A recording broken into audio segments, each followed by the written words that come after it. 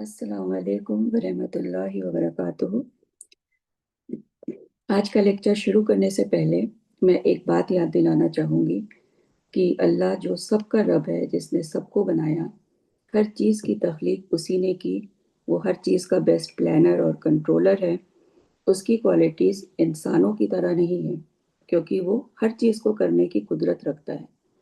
कोई भी काम ऐसा नहीं जो उसकी कुदरत से बाहर हो।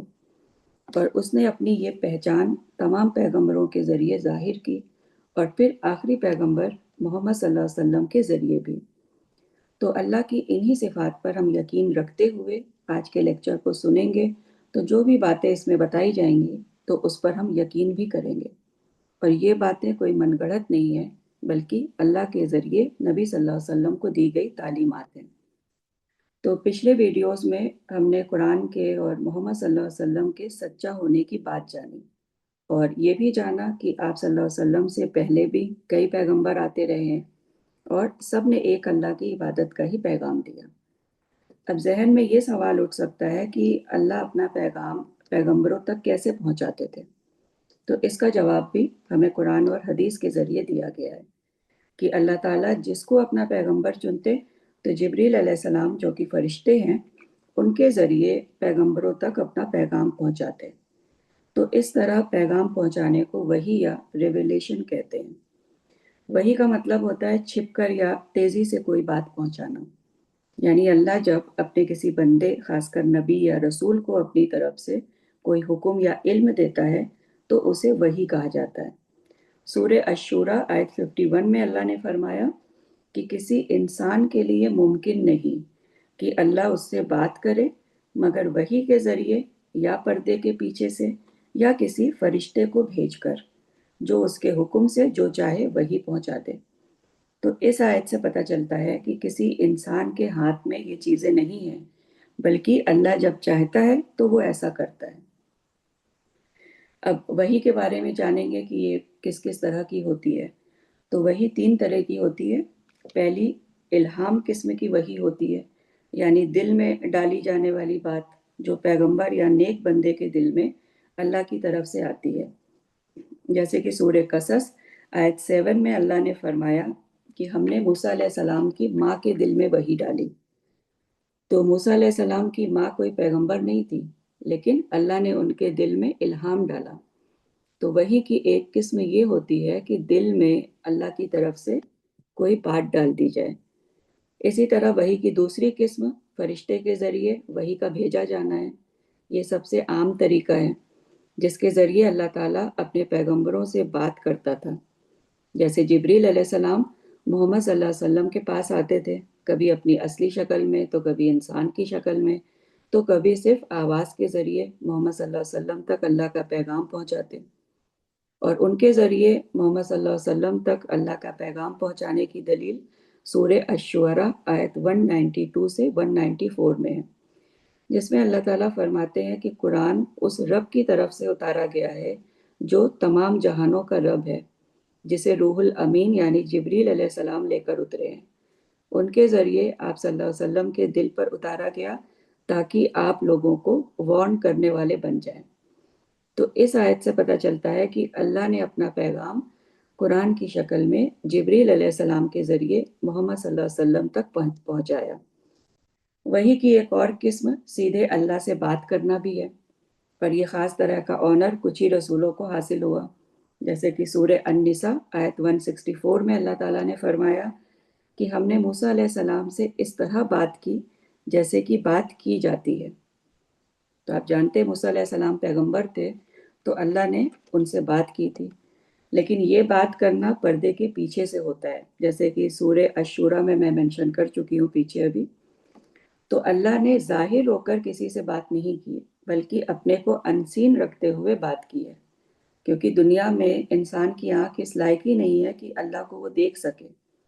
जैसे कि सूरह अनाम आयत 103 में अल्लाह ताला फरमाते हैं कि निगाहें उसको नहीं पा सकती और वो निगाहों को पा लेता है। तो इस आयत से पता चलता है कि कोई आँख अल्लाह को देख नहीं सकती, लेकिन अल्लाह सबको देख रहा है।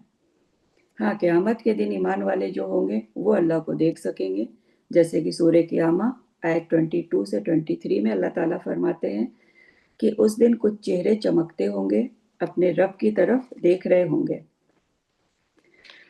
تو دنیا میں تو ممکن نہیں ہے، لیکن قیامت کے دن جو ایمان والے ہوں گے، جو واقعی اللہ پر ایمان لاتا تھا اور اللہ کے بتائے ہوئے راستے پر چلتا تھا، تو وہ لوگ اللہ کو دیکھ سکیں گے۔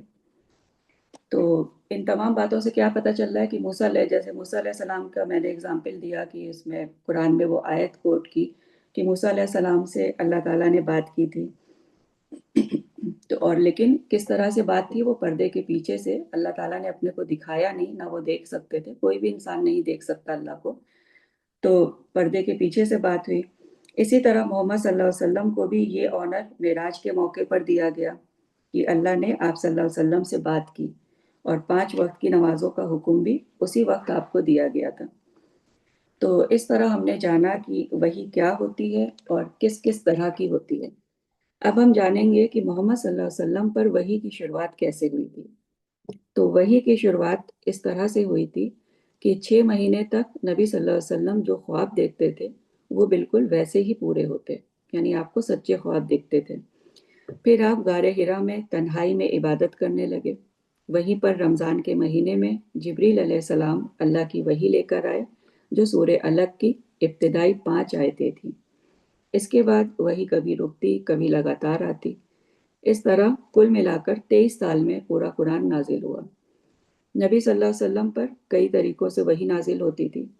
کبھی اللہ تعالیٰ جبریل علیہ السلام کے ذریعے نبی صلی اللہ علیہ وسلم کے دل میں بات ڈال دیتے تھے، جیسے کہ سنن ابن ماجہ میں حدیث ہے کہ نبی صلی اللہ علیہ وسلم نے فرمایا کہ جبریل علیہ السلام نے میرے دل میں بات ڈالی کہ کوئی جان اپنا رزق پورا کیے بغیر نہیں مرتی، یعنی کسی بھی شخص کا جتنا رزق لکھا ہوا ہے، جب تک وہ اس کو کھا نہ لے تب تک وہ اس دنیا سے جاتا نہیں ہے، تب تک وہ مرتا نہیں ہے۔ تو اس حدیث میں جو دل میں علم ڈالا گیا تو وہ وحی کی ایک قسم ہے جسے الہام کہتے ہیں۔ اسی طرح آپ صلی اللہ علیہ وسلم پر کبھی ایسی وحی آتی کہ ایک تیز آواز سنائی دیتی تھی، جیسے گھنٹی کی آواز ہو، اور یہ سب سے سخت اور بھاری طریقہ تھا۔ اور آپ جانتے ہیں کہ وحی کا ایک بوجھ بھی ہوتا تھا، اس میں بھاری پن ہوتا تھا۔ اور جیسے صحیح بخاری میں حضرت عائشہ رضی اللہ عنہا سے روایت ہے کہ وہ کہتی ہیں کہ نبی صلی اللہ علیہ وسلم پر کبھی ایسی وحی آتی تھی جیسے گھنٹی کی آواز۔ یہ وحی آپ کے لیے سب سے مشکل ہوتی تھی، اور جب وحی ختم ہوتی تو آپ کو وہ یاد ہوتی تھی۔ اسی طرح کبھی جبریل علیہ السلام انسان کی شکل میں اللہ کی وحی یا حکم لے کر آتے تھے، جیسے کہ بخاری کی حدیث میں ہے کہ نبی صلی اللہ علیہ وسلم نے فرمایا کبھی کبھی فرشتہ انسان کی شکل میں آتا اور مجھ سے بات کرتا اور میں وہی یاد کر لیتا۔ اور جبریل علیہ السلام کو نبی صلی اللہ علیہ وسلم نے 2 بار ان کی اصل شکل میں بھی دیکھا تھا، جیسے کہ سورہ نجم آیت 13 سے 14 میں اللہ نے فرمایا کہ اس نے دوسری بار بھی دیکھا سدرۃ المنتہا کے پاس، یعنی ایک بار نبی صلی اللہ علیہ وسلم دیکھ چکے تھے جبریل علیہ السلام کو ان کی اصلی شکل میں، اور دوسری بار کب دیکھا تھا؟ جب معراج کے موقع پر آپ گئے تھے تو وہاں پر سدرۃ المنتہا کے پاس جبریل علیہ السلام کو ان کی اصلی شکل میں دیکھا تھا۔ تو یہ اللہ کا شروع سے طریقہ رہا ہے کہ جس کو بھی اپنا پیغام پہنچانے کے لیے اس نے چنا تو وحی کے ذریعے اس تک اپنا پیغام پہنچایا، اور پیغام بھی اتنی حفاظت کے ساتھ اللہ کی نگرانی میں پہنچا کہ کسی بھی طرح کی ملاوٹ اس میں نہیں ہو سکتی تھی، کیونکہ اللہ نے جو فرشتہ چنا ان کو بھی قرآن میں جبریل امین کہا گیا کہ بالکل امانت کے ساتھ وہ نبی صلی اللہ علیہ وسلم تک اللہ کا پیغام پہنچاتے ہیں۔ اور نبی صلی اللہ علیہ وسلم کو بھی کہا گیا کہ آپ اللہ کے بھیجے ہوئے حکم میں کسی بھی طرح کی کوئی کمی یا زیادتی نہیں کرتے، اور اگر کرتے ہوتے تو اللہ پکڑ لیتا اور کوئی بھی پھر اللہ سے آپ کو بچا نہیں سکتا تھا۔ تو پوری حفاظت کے ساتھ اللہ نے قرآن کو وحی کے ذریعے محمد صلی اللہ علیہ وسلم پر اتارا ہے، جس میں کسی بھی طرح کی کوئی بھی ملاوٹ نہیں ہے۔ السلام علیکم ورحمۃ اللہ وبرکاتہ۔